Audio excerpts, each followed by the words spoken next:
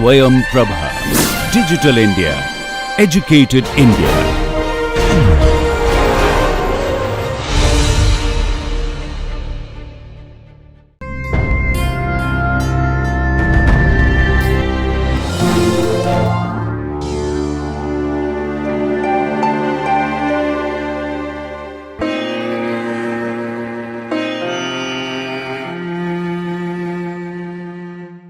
Hi everyone, this is Mallika Pathak from Miranda House, University of Delhi, continuing with the course on conductance for the students of BSc Honours Chemistry and BSc with Chemistry.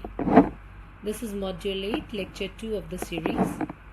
The academic expert of the course is Dr. Amrita T. Sheikh, and the recording is being done under the DTH Swayam Prabha project of the MHRD New Delhi. In the previous lecture, we looked at what is molar conductivity and its variation with concentration for strong and weak electrolytes. Then we looked at what is called as Kohlrausch law of independent migration of ions and how it can be used to find the value of molar conductivity at infinite dilution for weak electrolytes using the values for strong electrolytes. Now, continuing with the theme on molar conductivity and its variation with concentration, today we will discuss the various theories which are used to explain this variation. The first is Arrhenius theory and the Ostwald dilution law. The second is Debye-Huckel-Onsager theory. Then we will look at some of the exceptions to Debye-Huckel-Onsager theory. So let's start with the course. Now in the previous lecture we have already looked at this variation, but let's recapitulate what we have done in the previous lecture. So when we plot a graph of molar conductance versus root concentration, we see that this variation is linear for strong electrolyte. This variation, although linear for strong electrolytes, is not very much. So when you dilute the solution, that is you decrease the concentration, there is an increase in the value of molar conductivity. This increase is very little for strong electrolyte, although it is linear in nature. But because it is linear in nature, it can be extrapolated to zero concentration to give the value of what is called as molar conductivity at infinite dilution. Now let's look at this variation for weak electrolyte. When you dilute a solution for weak electrolyte, molar conductivity increases. But at strong concentration or large concentration, this variation is very little. But as you continue to dilute the solution, the molar conductance value continues to increase. This variation becomes in fact very large at low concentration. So at low concentration, this graph exponentially rises. But because this is not linear in nature, this cannot be extrapolated to give you the value of molar conductivity at infinite dilution for weak electrolyte.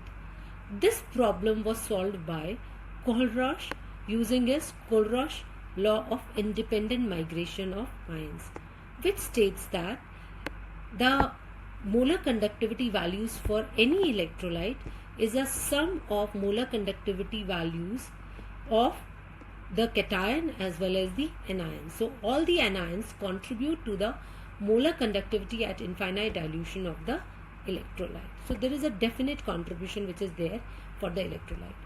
So when we want to use this Kohlrausch law, we can use the values of any of the strong electrolytes which have ions common to the weak electrolyte and use these to get the values of molar conductivity at infinite dilution for a weak electrolyte. So the way we had done was, we looked at the values of lambda m infinity for acetic acid. We wanted to use acetate ion and the H plus ion. So we took molar conductivity values at infinite dilution for HCl and sodium acetate, and we subtracted the value of molar conductivity at infinite dilution for sodium chloride. This led us to have the value of molar conductivity at infinite dilution for the weak electrolyte acetic acid. Now, when we were looking at this variation, we did discuss that this variation in molar conductivity at infinite dilution for strong electrolyte is explained using Debye-Huckel-Onsager theory. Whereas this variation for weak electrolyte is explained using Arrhenius theory of electrolytic dissociation. Although we did not discuss them, but we took their names in the previous lecture. Now, today we will be discussing these two theories in detail. Let's look at Arrhenius theory of electrolytic dissociation. Svante Arrhenius was a physicist by training, but he is most well known as a chemist because he has laid the foundations of physical chemistry as we know it. Now let's look at what his theory states. This theory was part of his PhD dissertation and won him Nobel Prize in 1903.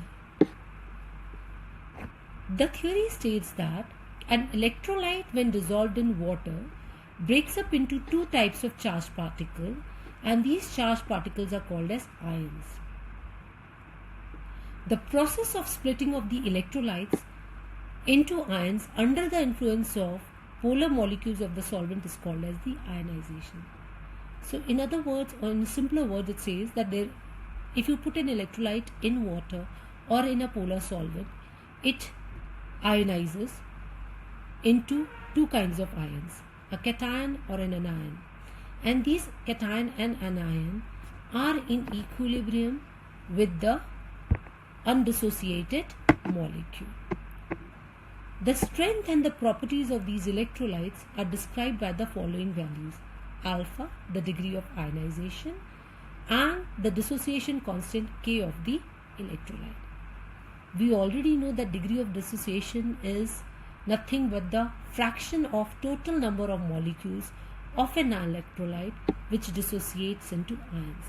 We have used alpha a lot, whether we were studying ionic equilibria or whether we were doing kinetics. So alpha is the fraction of the total number of molecules of an electrolyte which are present in the form of ions.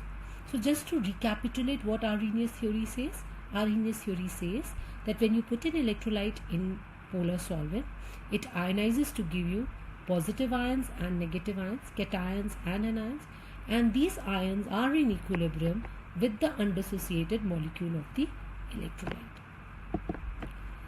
So if this kind of equilibrium is existing, undissociated in equilibrium with dissociated, then we can write an equilibrium constant K. This equilibrium constant will be called as the dissociation constant of the electrolyte and can be written as A plus into B minus upon AB.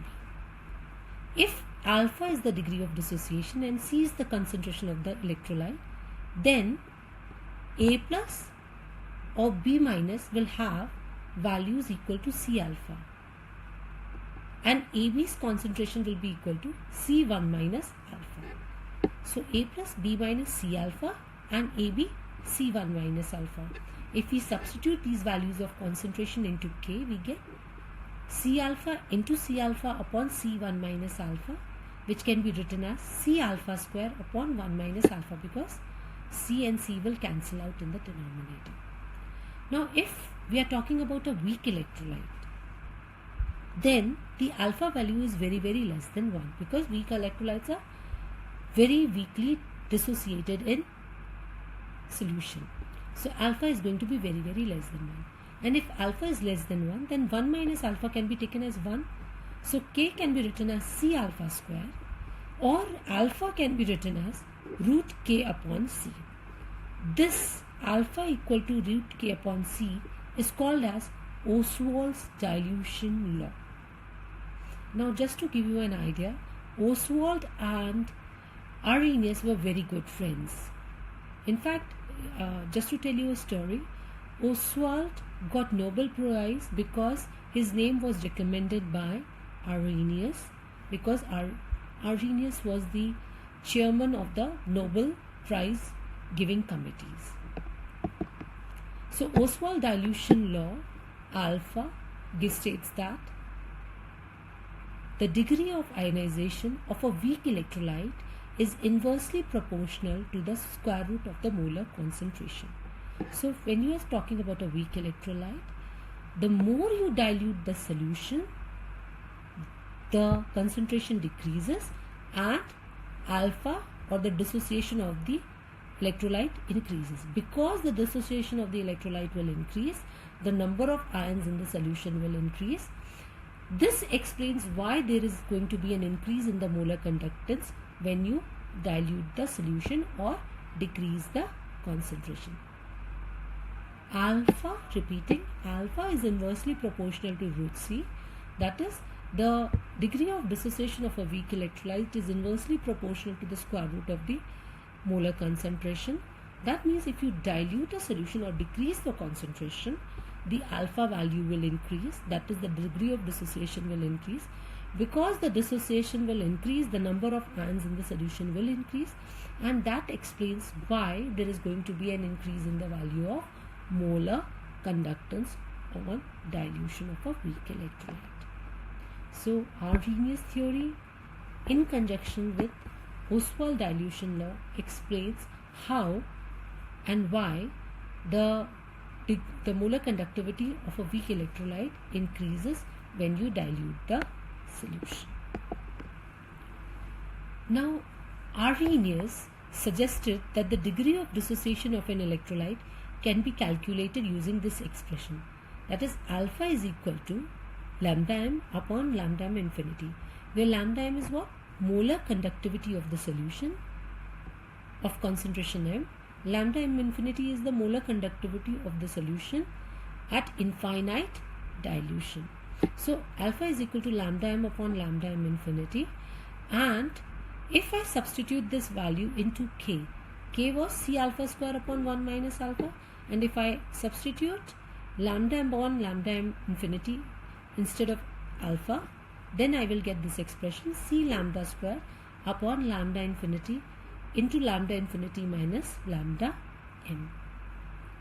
This expression is used a lot while solving numericals. You can simply first find out the value of alpha and then substitute to get the value of k, or you can directly use this expression for numericals.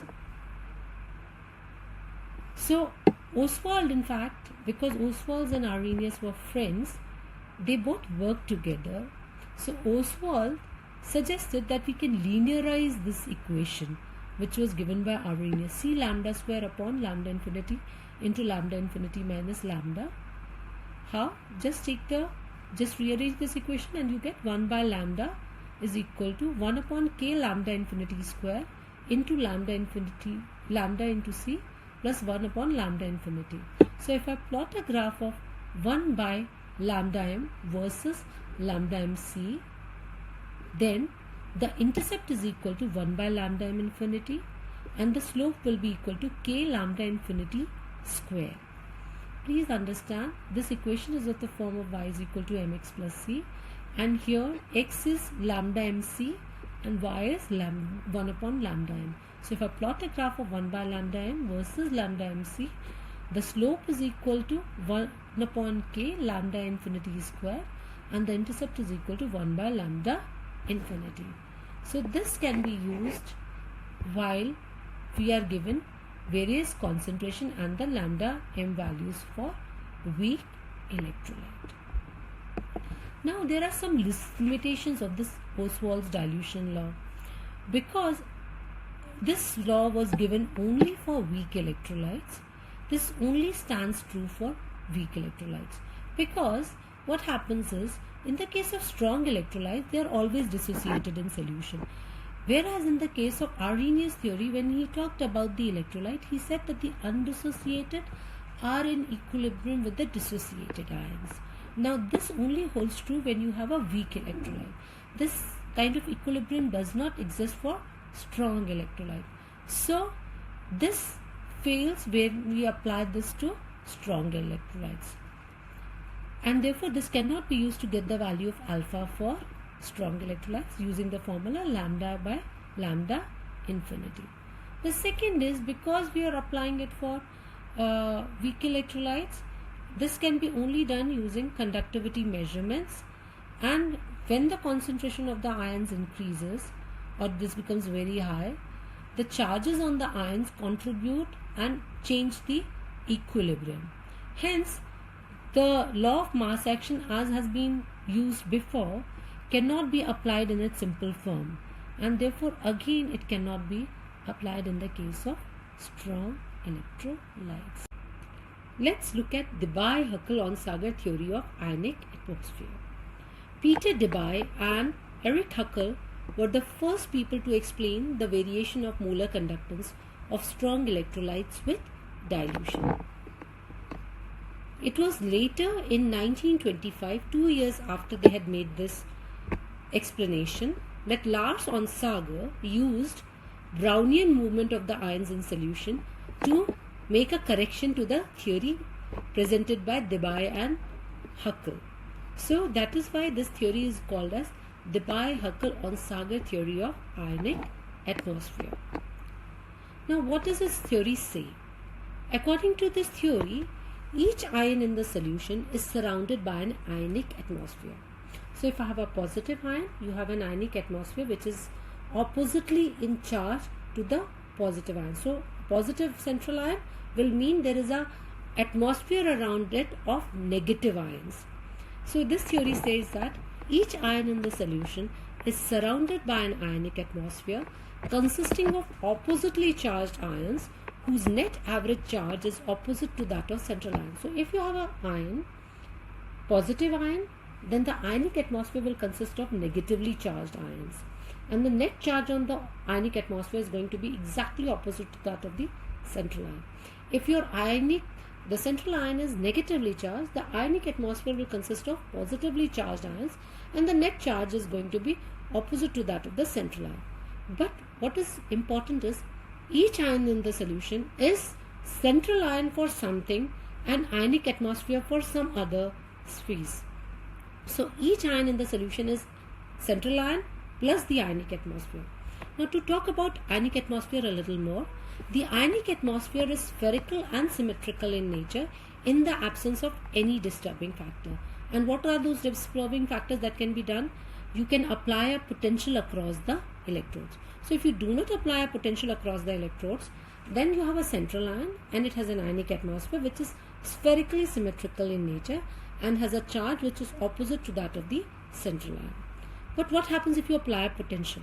When you apply a potential, you see that this symmetry of the ionic atmosphere gets disturbed. In fact, it is said to be distorted or become asymmetrical because of the applied potential. This results in the decrease of the speed. Now, Debye and Huckel showed that these effects are due to two factors which are named as asymmetry effect and electrophoretic effect. Let's look at these factors through the diagrams. So, like I've said before, each ion in the solution is part of an ionic atmosphere in the form of a central ion and part of an ionic atmosphere in the form of the ionic atmosphere itself. So this is a central ion. Let's say it's a positive ion. It will have an ionic atmosphere which will be made up of negative ions, and the charge on the ionic atmosphere is going to be exactly opposite to that of the central ion. Another thing to be emphasized is this central ion is also part of an ionic atmosphere of some central ion which is going to be negatively charged. So each of these ionic atmosphere ions are actually central ions for some and ionic atmosphere for some. So every ion in the solution is central ion plus an ionic atmosphere. Now when there is no potential applied, this ionic atmosphere is exactly symmetrical in respect to central ion. So this is spherically symmetrical ionic atmosphere with respect to the central ion. Here I have taken central ion as positive. You could have a negative central ion and the ionic atmosphere could be positive. So because we are just taking an example. Now when a potential is applied, what happens is the positive ions start moving towards negative electrode and the negative ions start moving towards positive electrode. So if my central ion was positively charged, it's moving towards negative electrodes, and my ionic atmosphere was negatively charged, it is moving towards positive electrode. Now what do you see? That this spherically symmetrical ionic atmosphere has got distorted. There are more number of negative ions behind my positive central ion than in front. As a result, this central ion feels a retarding force and its speed decreases as compared to when there would have been no potential applied. This asymmetry results in decrease of the speed of the central ion. As a result, the molar conductance value decreases. Just to repeat, in the presence of external electrical field, force exerted by the ionic atmosphere on the central ion is not uniform. It is greater behind the ion and weaker in front of it. Such unbalanced forces decrease the speed of ions, and therefore molar conductance of the solution decreases. So as I've explained to you, this is asymmetric effect. Why is it? Because there was spherically symmetrical ionic atmosphere around the central ion. When you apply potential, this becomes asymmetric in nature. There is a retarding force at the back which decreases the speed. As a result, molar conductance decreases. Now let's look at the electrophoretic effect. Now, electrophoretic effect says that ions in the solution are always solvated. So whether it is a central ion or whether it is the ionic atmosphere ions, they are all solvated in nature.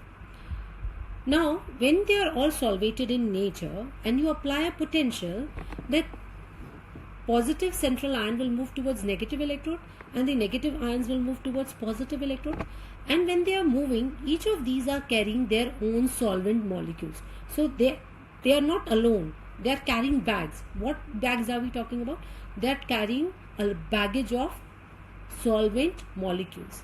So each of these ions, they are moving towards their oppositely charged electrodes with their baggage. The baggage that we are talking about is the solvent molecules.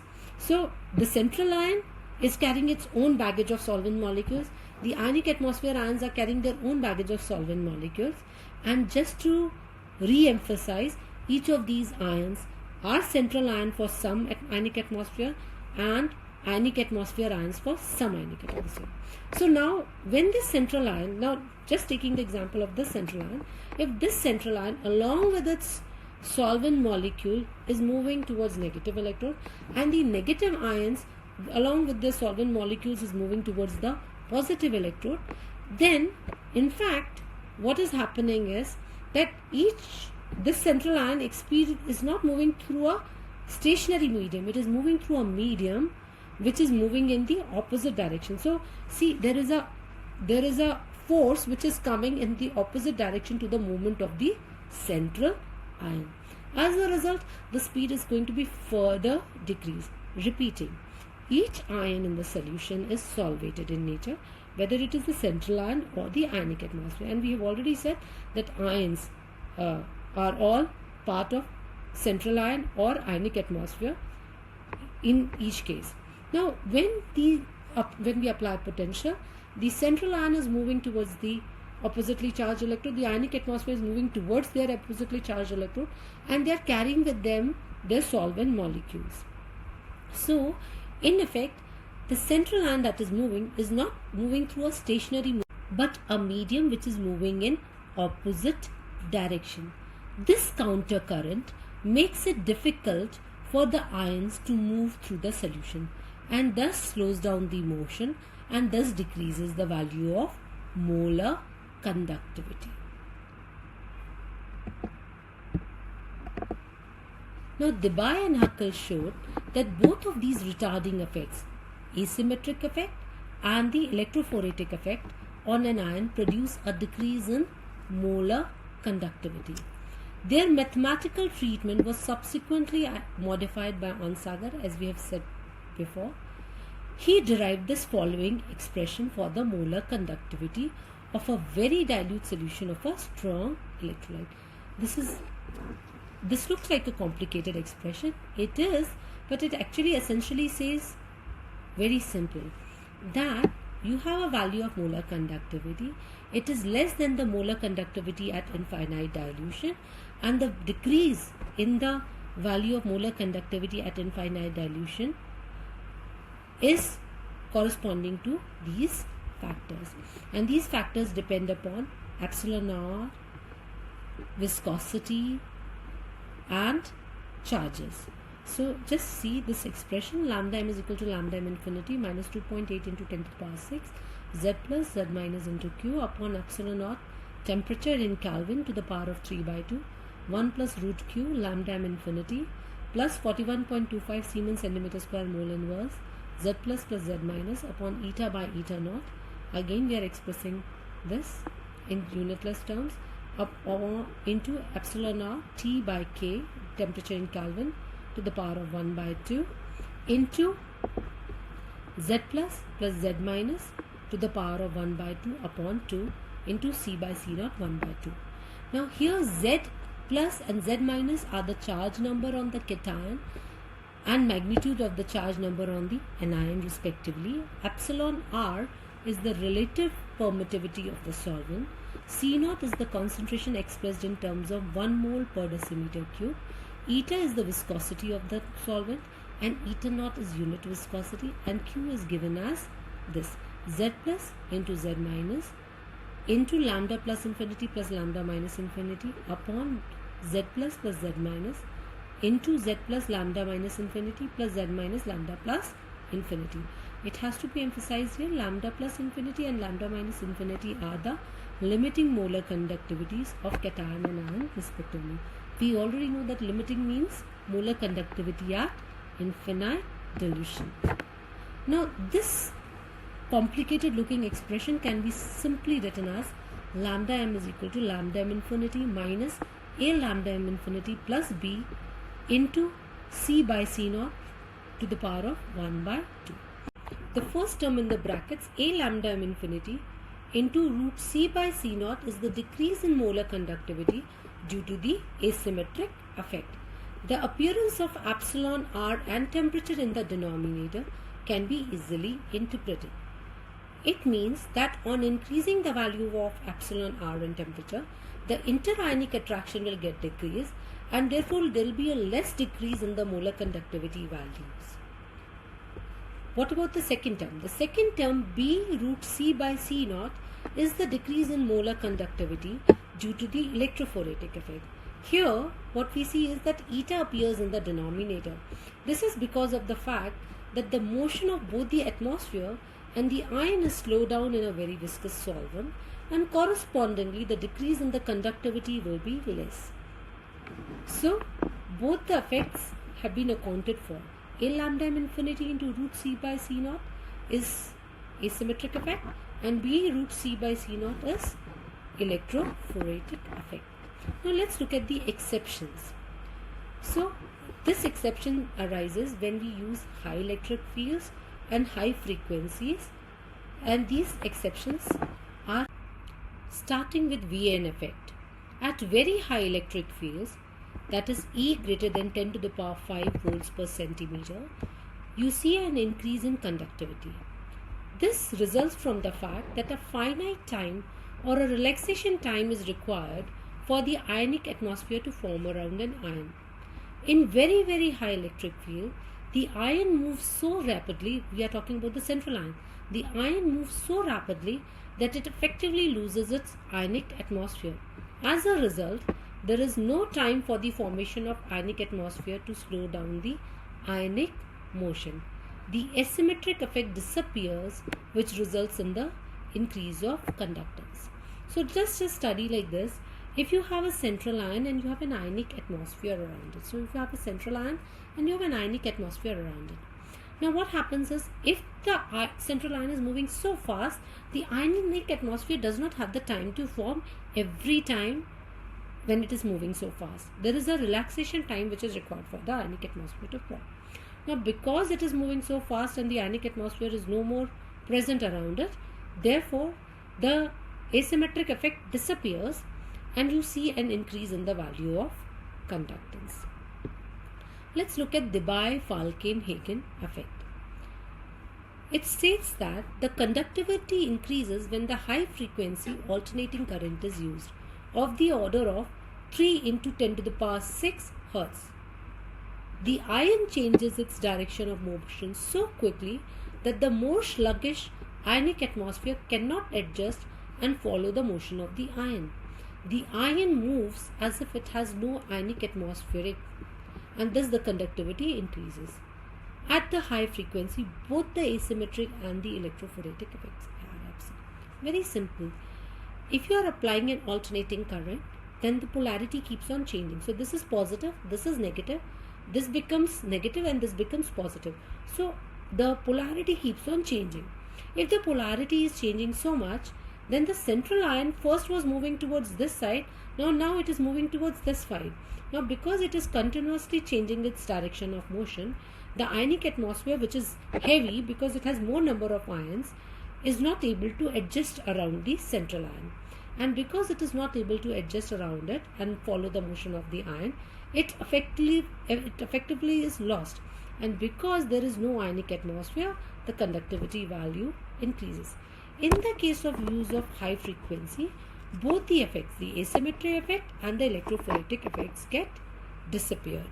Whereas in the case of Wien effect, only asymmetric effect was disappearing, but in the case of Debye-Falcon-Hagen effect, both the asymmetry and the electrophoretic effect disappear. So with this we wind up today's lecture. In today's lecture we looked at the variation of molar conductivity with dilution, followed by a look at what are the theories which are used to explain this variation: Arrhenius theory, Ostwald dilution law, Debye-Huckel and Sager theory. Then we looked at some of the exceptions to the Debye-Huckel and Sager theory, that is Wien effect and Debye-Falcon-Hagen effect. So with this we wind up. Thank you.